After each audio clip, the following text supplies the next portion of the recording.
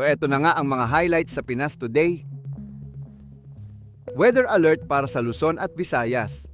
Habagat ang nagdadala ng malakas na ulan sa mga rehiyon na ito ngayong weekend.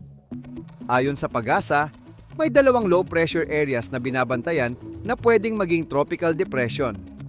Maghanda sa posibleng pagbaha, lalo na sa mga mabababang lugar. Good news para sa Seguridad Online. Pumayag ang Meta na makipagtulungan sa mga awtoridad sa Pilipinas para magbahagi ng user data kapag may banta ng karahasan.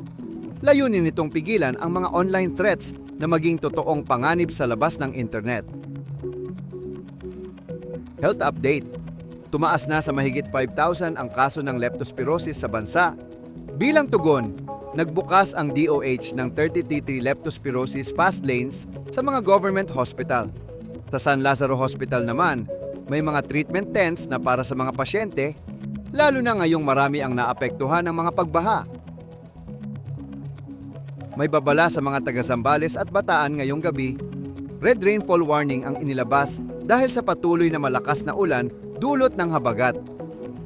Sa Metro Manila naman, naka-yellow alert tayo, kaya ingat sa posibleng pagbaha at pag-ulan.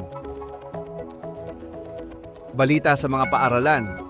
Nakakabahala yung mga recent na kaso ng karahasan sa mga eskwelahan, lalo na yung nangyari sa Zamboanga kung saan may namatay na estudyante. Ayon sa mga psychologists, kailangan daw pagtuunan ng pansin yung mental health ng mga kabataan para masolusyunan ang ugat ng ganitong mga insidente. Hindi lang isang dahilan ang tinitingnan nila, kundi mas malalim na pagsusuri sa kalagayan ng mga estudyante.